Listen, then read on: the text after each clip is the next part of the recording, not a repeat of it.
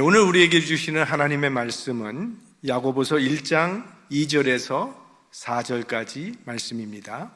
이 시간에 우리 합독하도록 하겠습니다. 내 형제들아, 너희가 여러 가지 시험을 만나거든 온전히 기쁘게 여기라. 이는 너희 믿음의 시련이 인내를 만들어내는 줄 너희가 알미라. 인내를 온전히 이루라. 이는 너희로 온전하고 구비하여 조금도 부족함이 없게 하려 함이라. 아멘. 우리 지난주에 야고보서는 그리스도인의 삶에 필요한 행함의 복음을 가르치는 그런 말씀이라고 알려드렸습니다. 그러니까 믿음으로 구원받은 성도들이 어떻게 살아야 하는지 그 신앙의 생활화를 가르쳐주는 서신입니다. 야고보 사도는 예루살렘 교회 초대 감독으로 30년 동안 목회한 그 인생 경험이 풍부한 그런 목회자입니다. 목회를 하다 보면 많은 사건들을 겪게 되죠. 그리고 그것을 통해서 인생의 경험과 지혜가 쌓여지게 됩니다. 이 야고보 사도는 그런 풍부한 지혜와 경험을 바탕으로 이 야고보서를 썼는데 그가 가장 먼저 다루고 싶었던 주제는 오늘 나오는 시험입니다. 그 이유는 아마도 목회 생활 가운데 야고보 사도가 겪은 시험이 많이 있었기 때문일 겁니다. 30년 동안 목회를 해오면서 얼마나 시험이 많았겠습니까? 우린 짐작할 수 있습니다. 또 교회적으로도 당한 시험이 많이 있었을 겁니다. 교회 건축하면서 시험에 드는 교회도 많이 있습니다. 이 선교 사역을 하다가도 시험에 듭니다. 상당한 액수를 선교비로 보냈는데 선교사님이 그거 받고 사라져버리는 그런 상황도 이루어지게 됩니다. 또 어떤 교회는요, 부흥회한 후에 시험에 들어서 갈라진 그런 교회들도 있습니다. 여러 가지 시험이 있죠. 그래서 신앙생활 잘 하려면 이 시험의 문제를 잘 해결해야 되기 때문에 첫 번째 주제로 즉 시험을 다루고 있는 겁니다. 자, 그럼 우리 2절 말씀을 같이 보겠습니다. 내 형제들아, 너희가 여러 가지 시험을 만나거든 온전히 기쁘게 여기라, 이렇게 되어 있습니다. 여기서 만나거든이라고 하는 이 단어가 가정법처럼 그렇게 표시되어 있어요. if로. 그러니까 만약에 시험을 당하면, 그래서 시험을 당할 수도 있고 시험을 당하지 않을 수도 있다고 생각하기 쉬운데 이걸 원문에 가깝게 해석을 하면 시험을 당할 때마다 whenever로 되어 있습니다. 우리 세 번역으로 한번 야고보서 1장 2절 말씀을 같이 보겠습니다. 나의 형제 자매 여러분, 여러 가지 시험에 빠질 때에 그것을 더할 나위 없는 기쁨으로 생각하십시오. 그러니까 시험 당하는 것을 기정사실화하고 출발하고 있는 겁니다. 신앙생활하다가 교회에서 시험 받는 경우가 있겠습니까? 없겠습니까? 있죠. 근데 그런 일 때문에 교회를 옮기는 교인들도 많이 있습니다. 그런 점에서 교회가 많은 것도 어떻게 보면 다행이라고 볼 수도 있어요. 자, 그러면 교회를 옮기면 시험의 문제는 다 해결되는가? 그렇지 않다는 거예요. 옮긴 교회도 또 문제가 있고 시험거리가 있게 마련입니다. 그러니까 시험에 들 때마다 교회를 옮기는 것으로 문제 해결을 삼는다면 그 사람은 평생 신앙생활하기 힘들고 교회에 정착하기가 힘들어져요. 왜? 시험 없는 교회는 없기 때문입니다. 아니, 성령이 충만한 교회라면 시험이 없지 않을까? 기독교 역사상 가장 성령이 충만했던 교회는 초대 예루살렘 교회였습니다. 지금도 모든 교회들이 초대교회로 돌아가자고 하는 것은 그 초대 예루살렘 교회가 모든 교회의 본이 되고 성령이 충만했던 교회였기 때문입니다. 그러면 이렇게 성령이 충만했던 예루살렘 교회는 시험에 문제가 없었습니까? 헬라파 가부와 히브리파 가부가 구제 문제 때문에 큰 다툼이 일어나서 시험에 들었어요. 그래서 7 집사님을 뽑은 거 아닙니까? 그뿐입니까? 아나니아와 삽비라의 위선 때문에 교회가 또 시험을 받게 됐습니다. 여러분이 초대 예루살렘 교회가 어떤 교회입니까? 예수 그리스도의 12사도들이 날마다 이적과 능력을 베푸는 그런 교회마저도 시험이 있었다면 시험 없는 교회는 이 세상에 존재하지 않는다고 생각해야 합니다. 우리 개인들도 마찬가지입니다. 시험을 만나지 않는 신자는 이 세상 살아가면서 한 사람도 없습니다. 우리 신앙의 여정에는 반드시 시험거리가 생기고 그 시험의 과정을 밟도록 되어 있습니다. 예수님도 시험을 당하셨어요. 예수님의 인생은 시험으로 시작해서 시험으로 끝나는 인생이었습니다. 예수님께서 사역을 시작하기 전에 광야에서 40일 동안 금식 기도하시면서 결정적인 시험을 받으시잖아요. 메시아 사역을 못하게 하는 그런 시험을 받으셨어요. 그리고 3년 동안 공생의 사역 중에는 날마다 바리새인과 서기관과 제사장들이 싸우자고 덤벼들어서 그 괴로운 대답을 매일 하시면서 살으셔야 하셨습니다. 안식일에 왜 당신은 일을 하시오? 왜 당신의 제자들은 음식 먹을 때 손을 씻지 않는 것이오? 가이사에게 세를 바치는 것이 가합니까? 불가합니까? 그리고 사역을 마무리 짓는 그 마지막 단계에서는 최고의 시험을 당하셨죠. 예수님의 제자였던 가롯 유다에게는 배반을 당하셨고 베드로와 나머지 모든 제자들도 다 예수님을 버리고 도망갔습니다. 그리고 홀로 십자가에 달리셨어야 했습니다. 최고의 시험이었어요. 그래서 겟세마네 동산에서 그렇게 고민하고 슬퍼하셨던 것이죠. 그러므로 오늘 우리들에게도 시험이 없을 수가 없는 거죠. 그러니까 시험을 당할 때 왜 나만 억울하게 이런 시험이 오는가 그렇게 생각하지 말라는 겁니다. 왜? 시험은 모두에게 있기 때문에. 믿음이 큰 사람에게도 시험은 있고 믿음이 작은 사람에게도 시험은 찾아오게 되어 있습니다. 그러니까 예수 믿으면 모든 일이 순탄해지고 평탄하게 만사형통하리라는 그런 생각은 그건 큰 착각입니다. 돈이 필요하면 돈 달라 그러면 돈 주시고 건강이 필요하면 건강 달라 그러면 건강 주시는 그런 하나님으로 착각해서는 안 됩니다. 우리의 바람은 사실은 시험 없는 편안한 삶을 우리는 바라겠죠. 그러나 하나님이 바라시는 것은 우리가 이 땅에서 그저 편안한 삶을 살아가는 것이 아니라 믿음의 삶을 살기를 원하신다는 거예요. 하나님은 우리의 믿음의 성장에 초점을 맞추고 계시기 때문에 시험은 반드시 찾아오게 되어 있습니다. 예전에 어떤 어머니가요, 신문에 기고를 하나 냈습니다. 자기 아이가 시험 공부하느라 잠을 제대로 못하고 밤새우는 것을 보면서 너무나 안쓰럽다고. 자기가 예전에 학창시절에 자신도 그런 일을 해봤기 때문에 자기도 많은 고생을 했다는 거예요. 그런데 그걸 다 지나고 보니까 그나마 시험 준비하느라 공부했기 때문에 이만큼이라도 생활 지식이 생겼지 그마저도 안 했다면 형편없는 엄마가 되었을 것이라고 생각하니까 지금 자녀가 고생하는 거에 대해서 안쓰러워하기보다는 나는 응원을 보내고 싶다고. 이러한 기고였습니다. 바로 그거죠. 그게 하나님의 마음이죠. 사도 바울이 전도하다가 돌에 맞아서 죽을 뻔했던 적이 있습니다. 근데 죽지 않고 살아났어요. 그리고 떠나면서 또 선교를 위해서 떠나면서 제자들에게 이런 말을 했습니다. 다 같이 보겠습니다. 제자들의 마음을 굳게 하여 이 믿음에 권하라 하고 또 우리가 하나님 나라에 들어가려면 많은 환난을 겪어야 할 것이라 하고. 그러니까 뭐라 그러냐? 우리가 하나님 나라에 들어가기까지 뭐래요? 많은 환난을 겪게 될 것이라고 말을 해요. 그러니까 성경은 그리스도인의 삶은 환난과 고난이 면제된 삶이 아니라는 것을 분명히 가르쳐주고 있습니다.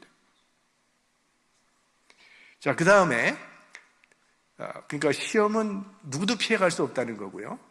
다시 한번 우리 2절 말씀을 보겠습니다. 내 형제들아 너희가 여러 가지 시험을 만나거든 온전히 기쁘게 여기라.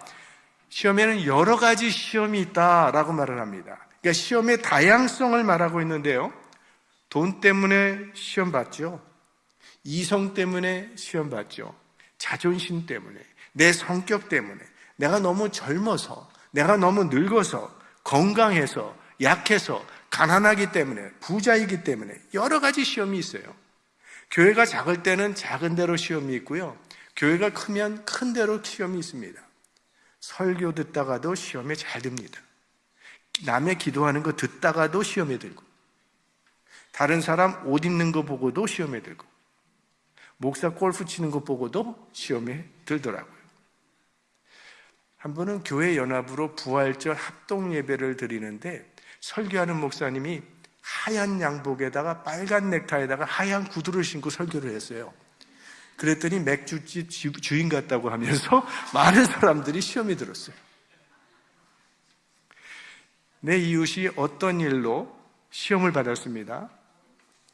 내가 저 사람 뭐 저 정도 가지고 시험을 받느냐고 말하는 그 순간에 그 틈을 타고 내 마음에는 교만의 시험이 시작된다는 거예요. 그래서 이 시험은 한도 없고 끝도 없습니다. 그러니까 우린 끊임없이 시험 가운데 있다는 것을 잊지 말아야 해요. 자, 그렇다면 이 시험을 만날 때 우리는 어떤 태도를 가져야 하는가 하는 것입니다. 다시 한번 2절 말씀을 봅니다. 내 형제들아, 너희가 여러 가지 시험을 만나거든 온전히 기쁘게 여기라. 자, 야고보서는 명령문이 많이 나온다 그랬죠? 거의 50%가 명령문입니다. 여기라, 기쁘게 여기라 이렇게 명령하고 있는데 그 이유는 이 시험의 원인은 하나님께로부터 오는 것이기 때문입니다. 하나님이 우리에게 주시는 시험의 목적은 나를 망하게 하려는 데 있는 게 아니라는 거예요. 나를 괴롭히려는 데 목적이 있는 것이 아닙니다. 자, 하나님께서 아브라함에게 시험을 주십니다. 네 본토 친척 아비지를 떠나라. 일종의 시험이에요, 이것도. 또 아브라함에게 이삭을 바치라. 이것도 시험이죠. 근데 이 시험의 목적이 뭐냐 이거예요. 아브라함을 괴롭히려고 하는 것입니까? 아브라함을 믿음의 조상으로 세우기 위해서, 그의 믿음을 성숙시키기 위해서 주시는 선한 목적이 있는 시험입니다. 그래서 우리 단어로는 그저 시험이라고 하니까 조금 그렇지만 이건 시련의 의미를 갖고 있는 시험을 이야기하는 거예요. 여러분, 이 시험의 단어에 대해서 많이 들어보셨잖아요. 영어로 볼 때는 두 종류의 시험이라는 단어가 나온다는 것. 하나는 temptation, 유혹이라고 하는 것. 그 다음에는 test, trial, 시련 혹은 시험, 이런 뜻이죠. 자, temptation은 뭐예요? 유혹입니다.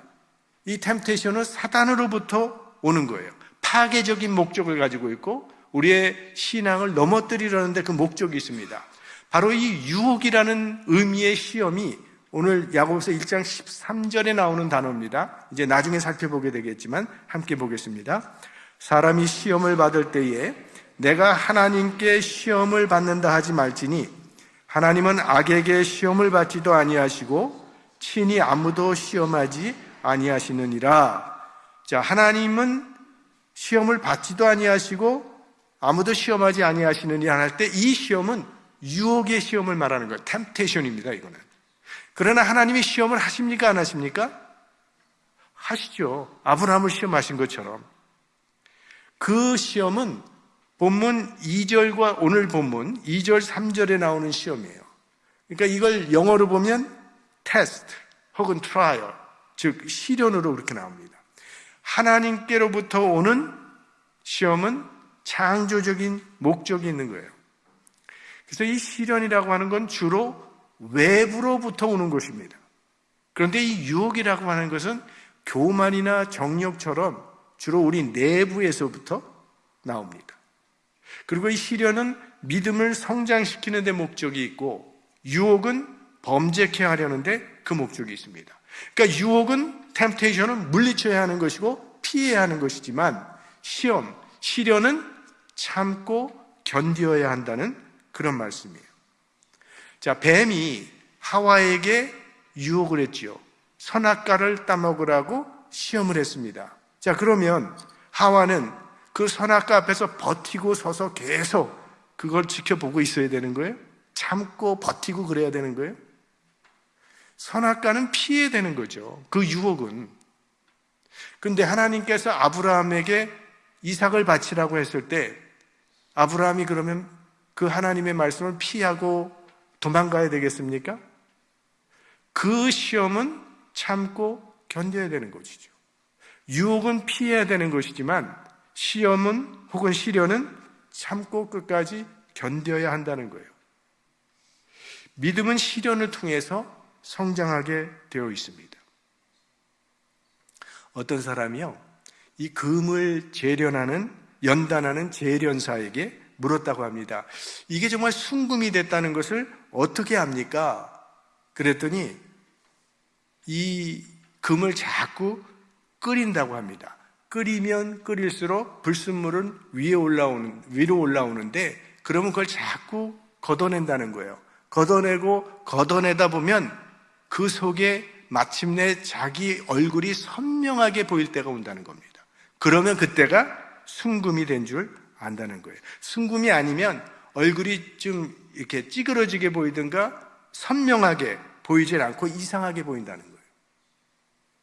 하나님도 이 시련을 통해서 우리를 연단하시어서 내게 있는 이 교만이나 이 정욕과 같은 불순물은 하나하나 다 걷어내시고 마침내 내게서 주님의 형상이 나타나도록 연단하신다는 그런 뜻이죠. 그게 시련이라는 거예요. 자, 그러니까 이 시험과 시련은 잘 참고 견딜 수만 있다면 우리에게 좋은 큰 유익이 있습니다. 어떤 유익이 있느냐? 한 4가지 정도로 유익을 생각해 봤는데요. 첫째는 위로의 능력이 생긴다는 거예요. 시련을 통해서. 자, 고린도후서 1장 4절 말씀 같이 보겠습니다. 우리의 모든 환난 중에서 우리를 위로하사 우리로 하여금 하나님께 받는 위로로서 모든 환난 중에 있는 자들을 능히 위로하게 하시는 이시로다. 암을 겪어본 사람들은 암 환자들을 위로할 수 있는 힘이 생기더라고요. 자기가 겪어봤기 때문에. 저도 40년 동안 이 디스크로 고생하다가 수술을 받았기 때문에 이 척추 때문에 고생하는 사람들의 마음을 좀 이해할 수 있고 나름 그래도 위로할 수 있는 그런 좀 힘이 생겼다고 봅니다. 그러니까 삶의 시련을 좀 겪어본 사람들은 이웃의 아픔과 고난을 위로할 수 있는 능력이 생긴다는 거예요. 그게 시련이 우리에게 주는 유익이죠. 위로의 능력. 두 번째는 이 시련을 통해서 우리는 하나님만 의지하는 믿음이 생기게 됩니다. 고린도후서 1장 9절 말씀입니다. 우리 마음에 사형 선고를 받은 줄 알았으니 이는 우리로 자기를 의뢰하지 말고 오직 죽은 자를 다시 살리시는 하나님만 의뢰하게 하심이라. 우리가 언제 가장 많이 기도하게 되던가요? 편안할 때든가요? 시련을 당할 때든가요? 예, 물론 시련을 당할 때죠. 요나가 평소에는 기도하지 않더니 고래 뱃속에 큰 고기 뱃속에 들어가서는 그때부터 기도하는 그런 모습을 보게 됩니다. 우리가 언제 겸손해집니까? 어려움을 당할 때죠. 그래서 결국 이 고난, 시련이라는 것은 우리에게 하나님을 바라보는 믿음을 준다는 거예요. 그것이 시련의 유익입니다. 하나님을 의지하게 된다는 것. 환자들을 보십시오. 얼마나 하나님을 의지하는 믿음이 돈독해지는가를. 세 번째는 감사를 배우게 됩니다. 감기만 좀 심하게 들려도요, 그동안 건강했던 것이 하나님의 은혜임을 깨닫고 감사하게 되지 않습니까? 그러니까 고난이 없으면 감사를 배울 수 없습니다. 그러니까 항상 평안하기만 한 사람은 감사를 잘 몰라요. 참 재미나는 것은 우리 성도님들이 병원에 입원했다가 태어나면 감사 헌금을 하더라는 거예요. 평소에는 그러지 않다가도. 그래서 아랍 격언에 항상 태양만 비추면 사막이 된다는 말이 있지 않습니까? 비도 와야 땅도 비옥해지고 열매도 맺게 된다는 거예요. 가끔은 인생에 어려움이 찾아와야 우리는 감사를 배우게 됩니다. 그리고 네 번째로 오늘 본문에 나오는 대로 인내를 배우게 됩니다. 시련을 통해서. 자, 3절 말씀 봅니다. 이는 너희 믿음의 시련이 인내를 만들어내는 줄 너희가 알미라. 이 시련을 통해서 인내가 생긴다는 거예요. 이 인내라고 하는 것은 성령의 9가지 열매 가운데 하나죠. 오래 참음의 열매. 이 인내는 삶의 모든 분야에 필요하고 특별히 우리 신앙생활에 꼭 필요한데 그 중에서도 이 목회자는 반드시 갖고 있어야 할 열매입니다. 제게 그 신학교를 추천해 주신, 신학교를 어디 가라고 말씀해 주신 그 목사님께서 한번 이런 말씀을 해 주시더라고요. 한 번은 산책을 하는데 고목나무가 있더라는 거예요. 봤더니 속이 까맣게 타버렸다는 거예요. 그래서 목사님이 너도 목회했느냐 하면서 쓰다듬어 줬다고 그런 말씀을 하세요. 제가 아마 청년부 수련회 갔을 때 그 말씀을 해주셨던 것 같아요.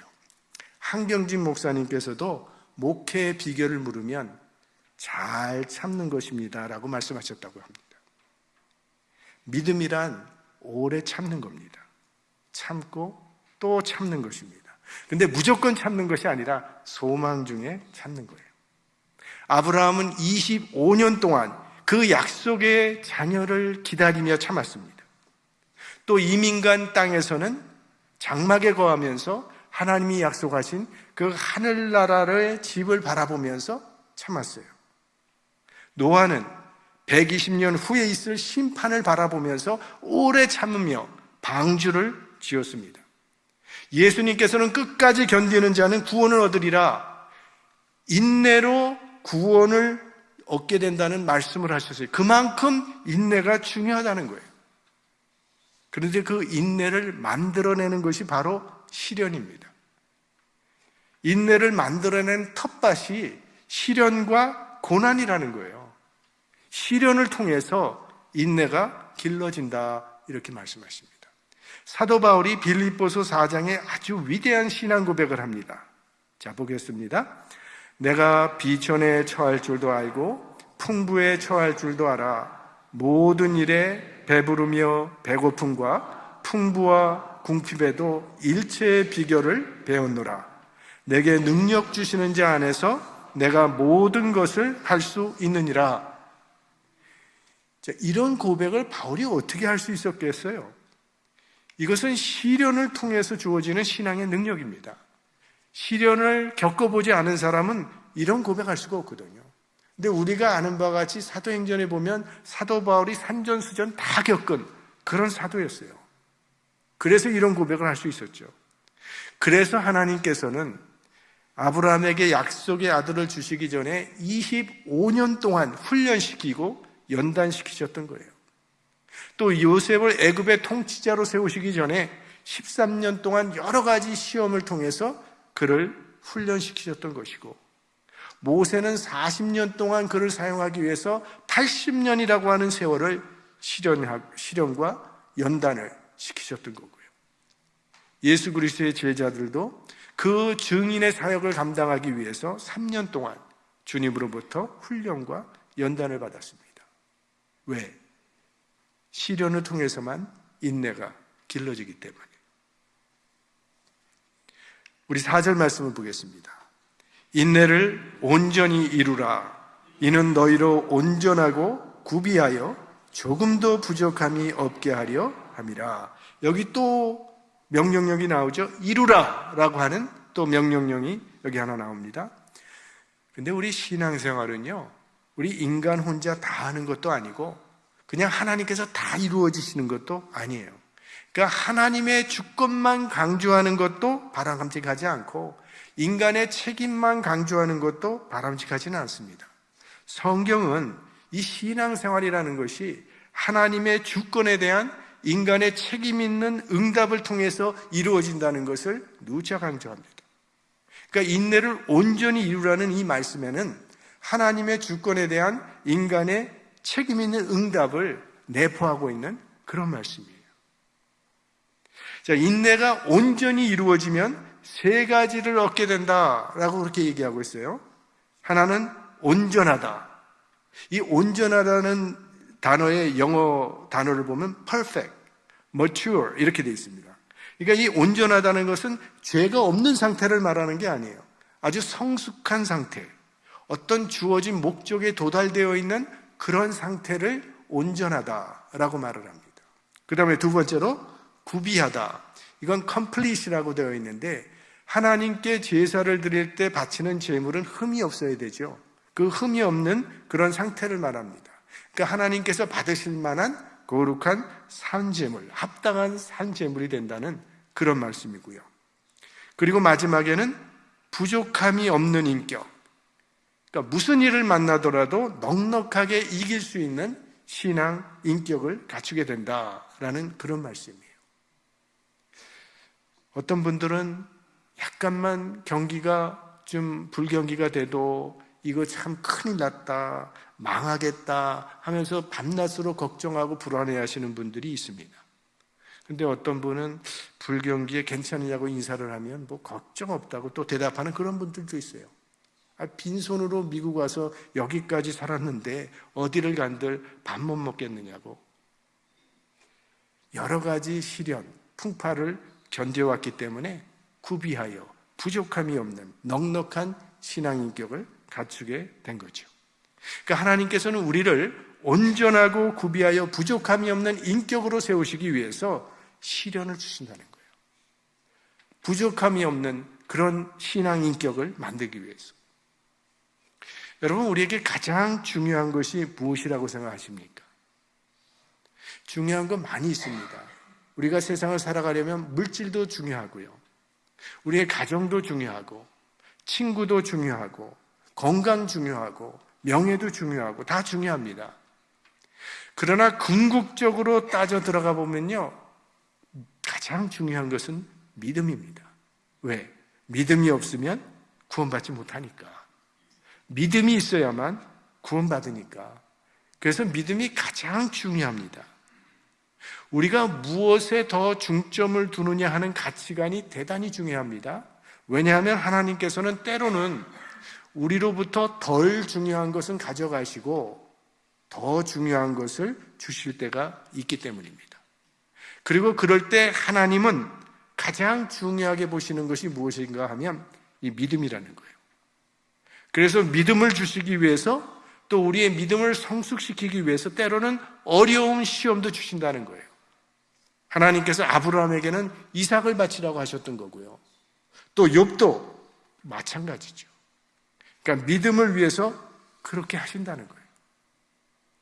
그래서 때로는 병원 신세를 지게도 하신다는 거예요. 때로는 우리의 사업이 기울게도 하신다는 거예요. 그러나 나중에 보면 결국은 하나님께서는 그런 것을 통해서 가장 값진 그 믿음의 보화를 우리에게 남겨주신다는 겁니다. 하나님의 관점에서 모든 시련의 초점은 믿음입니다. 내게 오는 고난과 환난과 시련, 하나님의 관점에서는 모든 시련의 초점은 믿음이라는 걸 기억하십시오. 그러므로 우리에게 찾아오는 시련을 신앙적으로 받아들일 수 있기를 바랍니다. 현실적으로는 힘들고 괴롭겠지만 그래도 우리를 향한 하나님의 선하심, 하나님의 사랑을 절대 의심하지 마십시오. 잘 참고 견디면 반드시 나에게는 복이 되고 하나님께는 영광이 될 것입니다. 우리 초대 예루살렘 교회가 그렇게 큰 시험이 왔지만 지혜롭게 잘 해결했더니 교회가 더 부흥하지 않았습니까? 욥은 시험을 잘 참고 견디었더니 갑절의 복을 받게 되었습니다. 우리가 다 이 세상을 살아가면서 시련과 고난을 만나게 됩니다. 지금 여러분은 어떤 시험을 만났는지 저는 모르겠지만 각자 가지고 있는 어려움과 시험의 문제가 있을 것입니다. 그러나 그 시험은 장차 내 영혼에 은혜를 주시려는 하나님의 섭리임을 믿고 믿음으로 승리할 수 있는 성도님들이 되시기를 주님의 이름으로 축원합니다.